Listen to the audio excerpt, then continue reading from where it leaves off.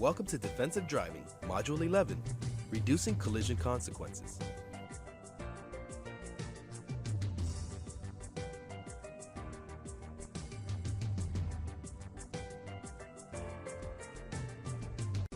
The goal of every driver is to safely get to their destination. Unfortunately, this goal is not always obtained. Plan to address dangerous situations before they arise. Good driving habits are your responsibility. Unfortunately, bad driving behaviors continue, and they cause unnecessary injury and death. This module contains information about how to be a defensive driver and how to reduce the consequences of a crash if one is unavoidable. These driving habits and practices are designed to help you minimize the negative results of a collision. Topics addressed in this module to help reduce the consequences of a collision include safety belts and airbags for all occupants, child passenger protection, locking doors and securing loose articles, minimizing the first collision, preparing for a driving emergency, and deciding when to stop driving. Over the last 2 years, the number of traffic crashes, injuries, and deaths has declined. NHTSA estimates that from 1975 through 2009, safety belts have saved 267,890 lives, including 12,713 lives saved in 2009. Frontal airbags have saved 30,232 lives since 1987.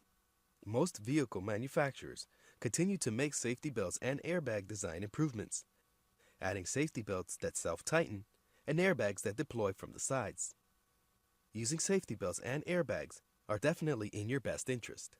Safety belts and airbags are so valuable and effective that every new passenger car sold in the United States must have them as standard equipment. Primary seatbelt laws allow law enforcement officers to ticket a driver for not wearing a seatbelt without any other traffic offense taking place. Florida's safety belt law is primary for all front seat passengers and all rear seat passengers under the age of 18. Research has found that lap shoulder safety belts, when used properly, reduce the risk of fatal injury to front seat passenger car occupants by 45% and the risk of moderate to critical injury by 50%. Airbags, combined with lap shoulder safety belts, offer the most effective safety protection available today for passenger vehicle occupants. How much protection do safety belts and airbags provide? It may surprise you to know that your chance of a serious injury in a crash nearly doubles when you do not buckle up or use airbags. You can reduce your chance of being killed by about 50% when you use a lap and shoulder belt combination. Using a lap and shoulder belt combination with airbags reduces your chance of being killed by 66% to 75%. Use these devices if you want to substantially reduce the chance of serious injury if you're involved in a crash. Make buckling up a safe driving practice and part of your pre-drive routine. There is no time to buckle up after an emergency begins. In order for safety belts to protect you, you have to buckle them before you start the engine. Fasten the lap belt securely but comfortably across your hip bones. Adjust the shoulder harness so that the belt lies across your chest. Properly worn and adjusted safety belts provide comfort and maximum protection. Nationwide, about 85% of drivers and passengers wear safety belts, over 87% in Florida. Some believe safety belts and airbags do not work or are not worth the trouble. However, safety belts do save lives. If safety belts had been used 100% of the time since 1975 through 2009, 363,552 lives would have been saved in this country. Motor vehicle crashes are the #1 cause of death for people ages 3 to 33. Set a good example for children by buckling up every time you drive or ride in a vehicle. You help them to develop a lifelong habit when you insist they wear their belts also. Did you know 8 out of 10 children's car seats are installed incorrectly? All 50 states and District of Columbia have child restraint laws that require children generally up to age 4 to be secured in a federally approved child safety seat.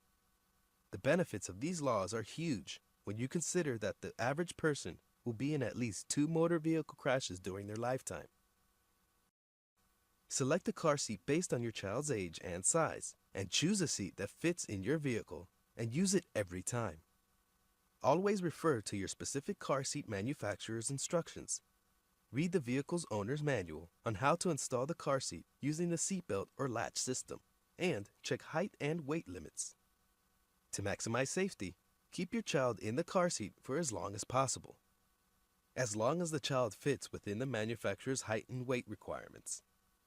Keep your child in the back seat at least through age 12.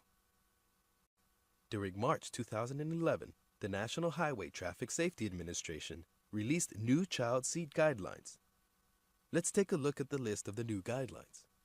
Birth to 12 months, your child under age 1 should always ride in a rear-facing car seat. There are a wide variety of rear-facing car seats. Take your time and select the proper seat. 1 to 3 years. Keep your child rear-facing as long as possible. It is the best way to keep him or her safe. Your child should remain in a rear-facing car seat until he or she reaches the top height or weight limit allowed by your car seat's manufacturer. 4 to 7 years. Keep your child in a forward-facing car seat with a harness until he or she reaches the top height or weight limit allowed by your car seat's manufacturer. Once your child outgrows the forward-facing car seat with a harness, it is time to travel in a booster seat, but still in the back seat. 8 to 12 years. Keep your child in a booster seat until he or she is big enough to fit in a safety belt properly. For a safety belt to fit properly, the lap belt must lie snugly across the upper thighs, not the stomach.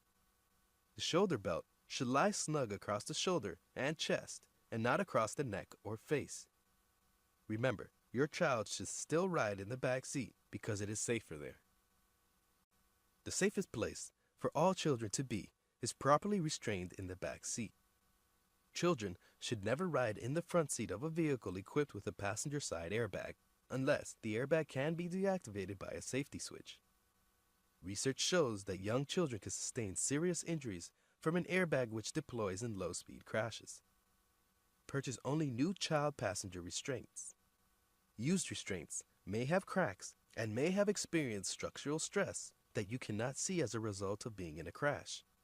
It is a good idea to replace seats every 5 to 6 years or after a moderate to severe crash. If you are involved in a rollover or side collision, locked doors are less likely to open, thereby decreasing the chance of the occupants being ejected. Studies show that people are less likely to sustain serious injury if they are restrained inside the vehicle than when they are thrown clear. People are not the only things that need to be restrained in a collision. For example, in a head-on collision, items in the rear window shelf will fly off, becoming lethal projectiles. Objects in the vehicle will continue to move with a high rate of momentum. Articles that have been placed on the back seat can be just as hazardous as those on the shelf. The best place to secure valuables and larger items is out of sight in the trunk. This will lessen your chance of injury, as well as deterring break-ins and theft. You can place small items on the floor behind the front seat. Remember, unbelted occupants in a vehicle can also become lethal projectiles. Be responsible as a driver or occupant and enforce the use of safety belts. An unsecured passenger can become a projectile and be ejected or cause severe injuries to others in the vehicle. Collisions can occur at points all around your vehicle, from the sides, rear, and in front. You can collide with stationary obstacles or moving objects, or be involved in a multiple vehicle collision. Your vehicle could possibly malfunction, or you could be the cause. Sometimes, collisions are unavoidable. For example, when driving, you have little control of what is happening behind you. Often, when you are stopped, a rear-end collision can occur because the driver behind you is not paying attention. Side impact collisions are extremely dangerous and often cause serious injury because the passenger compartment takes a direct hit. A head-on collision is the worst type of collision in which to be involved, because this type of crash generates extreme collision forces during impact. Serious injury and death are much more likely to occur in head-on collisions compared to the other types previously mentioned. there is usually more than one collision in a motor vehicle crash. Vehicles involved in crashes decelerate or come to a stop very rapidly, usually in a matter of seconds. However, unsecured occupants continue to move. The first collision occurs when one vehicle strikes another vehicle, rolls over, or strikes a pole, tree, or some other object. A fraction of a second later, the second collision occurs when the occupants collide with some part of the vehicle's interior. The third collision generally occurs a fraction of a second later when the body's internal organs strike other body parts such as the ribs or skull. Vehicular and property damage results from the first collision. Occupant injury and death may result from the second and third collisions. To minimize the consequences associated with the first collision requires you to be constantly alert to the environment and focused on driving. In many cases, you can change the nature and results of a crash if you use the vehicle's maneuverability to control it. In wet weather, you may be able to find a place to practice controlling and recovering from skids.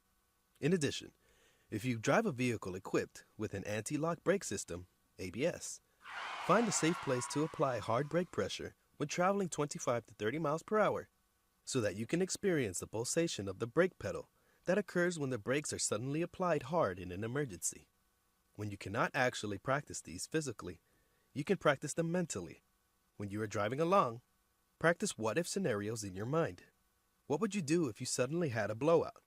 What if an oncoming car suddenly pulls into your lane, or your brakes fail? Mental practice can help you to react correctly and quickly when a real emergency happens. Be prepared for the unexpected. Plan ahead, and you should arrive at your destination safely. No one wants to give up the freedom and convenience of driving. Mature drivers, by a huge margin, prefer driving vehicles over all other forms of transportation. Statistics show that drivers 65 and older take more than 80% of trips in their own vehicles. If you are not sure you are able to properly and safely handle your vehicle, talk about it with a trusted friend or family member. You can also get a referral to a driver rehabilitation specialist who can assess your ability to drive. The decision to stop driving is very hard, but you must make the responsible decision. In the recent past, have you or someone you know or love noticed diminished eyesight, experienced difficulty in negotiating sharp turns and intersections, hesitated over right-of-way decisions or situations you once took for granted, been surprised by the sudden presence of other vehicles or pedestrians, received negative feedback from others, become lost on familiar routes, felt nervous or exhausted after driving, or been cited for traffic violations or found at fault in crashes? If the answer to any of these questions is yes, it may be time to consider other options. If you look for alternative transportation, you may not need to go any further than your local county or city. The majority of older people who stop driving outlive their decision by more than a decade. One of the fastest growing segments of senior services includes transportation. Many metropolitan areas are set up to assist seniors in their transportation needs. A call to your county social services should get you on the right track to finding these services if they are available in your area. Check for websites that will give you more information on available alternative transportation in Florida. The number of vehicles on our roadways is continuing to increase. Consequently, so are the number of crashes and injuries. Be responsible and use the safety equipment installed in your vehicle.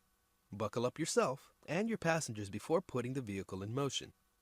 Ensure all children are properly secured. Secure them with a car seat or by a safety belt in the back seat. Do not put a small child in the front seat of a vehicle equipped with passenger side airbags, unless the vehicle has a safety switch to deactivate the airbag. Make sure you secure all loose objects inside a vehicle. Collisions can occur at all points around your vehicle, from the sides, rear, and in the front. There are 3 collisions that can occur when you are involved in a crash. There are ways to minimize the consequences of a vehicular collision, such as being alert at all times, preparing to maneuver, and taking the brunt of the collision on the rear portion of your vehicle. And be prepared for the unexpected. Plan ahead, and you should arrive at your destination safely. This concludes the module on reducing collision consequences.